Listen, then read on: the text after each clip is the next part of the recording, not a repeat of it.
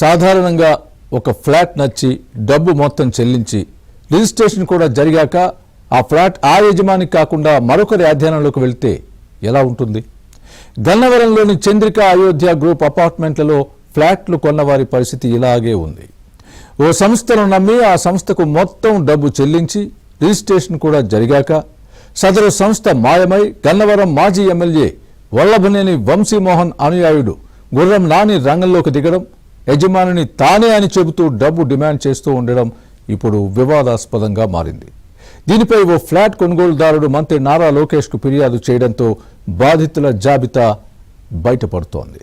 గన్నవరంలో Rocky avenues అనే సంస్థ చంద్రిక అయోధ్య పేరుతో గ్రూప్ అపార్ట్మెంట్ల నిర్మాణాన్ని తలపెట్టింది. మొత్తం 670 ఫ్లాట్లతో కూడుకున్న ఈ అపార్ట్మెంట్లు పూర్తయ్యాక రాకీ అవెన్యూస్ సంస్థ కొనుగోలుదారులకు రిజిస్ట్రేషన్ చేసింది.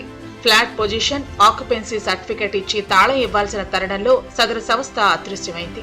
సంస్థ కార్యాలయం కూడా ఖాళీ అయింది. దీంతో రిజిస్ట్రేషన్ చేసుకున్న వారు ఆందోళన చెందుతున్నారు. కొనుగోలు చేసి రిజిస్ట్రేషన్ చేయించుకున్న ఫ్లాట్లను తమ స్వాధీనంలోకి తీసుకునే ప్రయత్నం చేశారు. ఇంతలో చంద్రిక అయోధ్యలో గన్నవరం మాజీ ఎమ్మెల్యే వల్లభనేని వంశీమోహన్ అనుయాయుడైన గుర్రం నాని ప్రత్యక్షమయ్యాడు. వైసీపీ ప్రభుత్వ హయాంలోనే సదరు రాకీ అవెన్యూస్ ను బెదిరించి పంపించేశారన్న ఆరోపణలు ఉన్నాయి.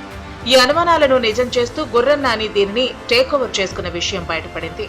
తాము డబ్బు చెల్లించినా ఫ్లాట్లు అప్పగించటం లేదని కాజ రవికిరణ్ అనే సైనికోద్యోగి మంత్రి నారా లోకేష్ కు ఫిర్యాదు చేయడంతో వ్యవహారం వెలుగులోకి వచ్చింది.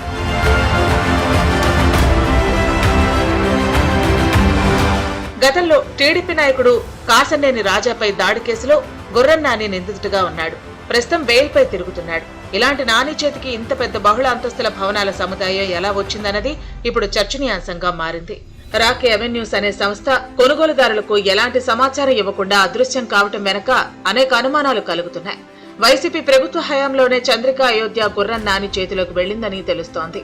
అసలు గుర్రం నాని రాకీ అవెన్యూస్ దగ్గర ఎంత కొన్నారు, ఏ ప్రాతిపదికన కొన్నారన్న దానికి సమాధానం లేదు. ఒకవేళ రాకీ అవెన్యూస్ సంస్థ ఎవరికైనా టేక్ ఓవర్ చేయాలంటే నిబంధనల ప్రకారం డీడ్ రాసుకోవాలి. ఆ తర్వాతే టేక్ ఓవర్ చేయాలి. ఈ విషయాన్ని కొనుగోలుదారులకు చెప్పాలి. కొత్త సంస్థను కొనుగోలుదారులకు పరిచయం చేయాలి. అప్పటి వరకు కొనుగోలుదారులతో కుదుర్చుకున్న ఒప్పందం ప్రకారం తాము చేసినవి ఏమిటి, చేయాల్సినవి ఏమిటి తెలపాలి. కానీ ఇవేవి జరగకుండానే చేతులు మారిపోవటం వెనక అనేక అనుమానాలు కలుగుతున్నాయి. నేను ఫ్లాట్ స్టేటస్ కనుక్కుందాం అని చెప్పి సైట్కి వెళ్తే ఎవరో గుర్రం నానిని పెట్టాడు సైట్ లో. ఆయనేమో వంశీ అనుచరుడు. నన్ను బాగా బండబూతులు తిట్టి పొలిటికల్ గా నన్ను బాగా బెదిరించి పంపించేశాడు అక్కడి నుంచి. నాకు ఆ దెబ్బతో భయవేసి కోర్టుకి వెళ్ళానండి. కన్స్యూమర్ కోర్టుకి వెళ్ళాను. కన్స్యూమర్ కోర్టుకి వెళ్తే కన్స్యూమర్ కోర్టులో నాకు జడ్జిమెంట్ అయితే వచ్చింది పేమెంట్ చేయమని.